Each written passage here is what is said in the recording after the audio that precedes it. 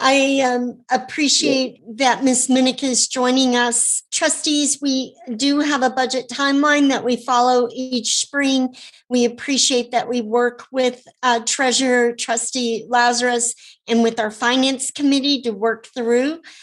Every day is a budget day in the Ann Arbor Public Schools, and yet between that January revenue consensus and trustees, your requirement by law to pass a balanced budget prior to June 30th, whether you have the state's budget or not, that requirement is your responsibility. So we work every spring to set the table so that we are ready to pass the budget. So I wanted to make sure that we're reviewing the timeline with you.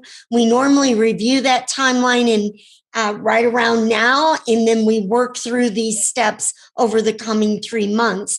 Now, as you could hear in some of the public commentary this evening, trustees, we know this is going to be a buckle your seatbelt kind of budget season. I will share with you as a part of a roundtable with Governor Whitmer last week, she shared with a group of superintendents that I had the privilege of being a part of, that she does not expect to deliver a budget, a state budget, prior to the June 30th timeline. And we know in order for Ms. Minnick and her team to do their budget development work, we would really need that information significantly ahead of June 30th. So this is going to be an interesting year. And I'm so grateful that we have Ms. Minnick, our Assistant Superintendent of Finance, to guide us through that. So tonight is not really a budget presentation. It's just warming everyone up to the series of events that will occur between now and June 30th. Ms. Minnick. Thank you, Dr. Swift. Good evening, trustees, community. As Dr. Swift mentioned, I'll be reviewing with you kind of a chronological timeline, a budget development timeline that we would typically follow in order to be sure that we engage in critical steps and meet key timelines and deadlines in order for our Board of Education to adopt a budget for the next fiscal year. So let's take a look at the timeline. First on the list, we can see that 2 events have already occurred. The first consensus revenue estimating conference took place in January, and the release of the executive, or sometimes called the governor's, proposed budget occurred in February. So the next step before us is titled the 2021-22 Budget Review and Discussion, and that will take place in April. And what that means is that in the month of April, and even now, we're beginning to look at what types of budget assumptions will we make, what types of projections around school funding, around federal funding, all types of revenue projections, as well as our expenditure assumptions around the types of programming that we'll be offering, any types of negotiated salaries, retirement costs, all those types of things that go into building a budget. So we will be discussing and reviewing any of the latest legislation or things we may be hearing happening at the state level or the federal level. And so we'll be discussing all of that broadly during the month of April. Next on that timeline is the review of budget projections with the trustees during May as those become known and as they evolve, so that we're all on the same page as we move along together. And then, of course, approving the budget public hearing, the notice, and a budget update. And that occurs in mid-May.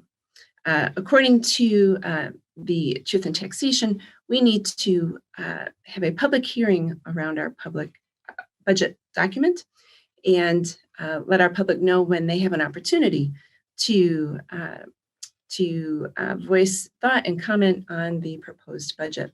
So that is a timeline where we are approving what that notice will say and when we will post that notice about the hearing.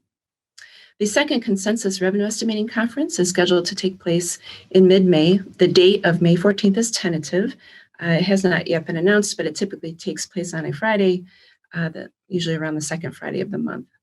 And at that time, then, we will receive updated projections from our esteemed economists and the State Budget Office, House Fiscal Agency, the Senate Fiscal Agency. A number of subject matter experts will give additional projections and refine their projections for state revenues.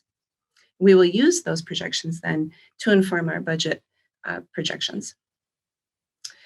And then we will publish that notice for a public hearing that the board approved.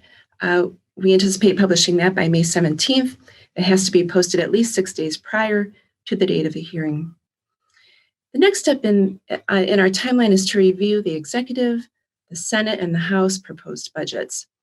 I've indicated that that will be May 19th, but of course that could change depending on when the Senate releases their budget, when the House releases their proposed budget. As Dr. Swift mentioned, we anticipate it will be later than sooner. So that's a date that we have held on the calendar for those discussions and review of those budgets. Then we will have our first briefing on our proposed budgets, and that will be both the fiscal 2021 final budget amendment, but also the first reading of our fiscal 2021-2022 budget. That is currently scheduled for May 26th. We'll have the public hearing on next year's budget at that time, and a review of the resolution, which will include information on the millage, the levies that will be, or rather the millages that will be levied, and then of course an overview of the budget as a whole. And then that second briefing on those two budgets will be held at the June 16th board regular meeting. We have earmarked 2 additional dates just in case we need additional board discussion should we not adopt the budget at June 16th. So we have on our timeline the 2021 budget adoption if necessary, June 23rd, and an additional special meeting if necessary for June 30th. As required by law, the Board of Education must adopt the budget for the following fiscal year by June 30th. So that is an overview of our timeline. It's very typical and aligns with prior years. But if you have any questions, I'm happy to entertain those. All right. Well, Ms. Minnick, thank you very much. I do appreciate it.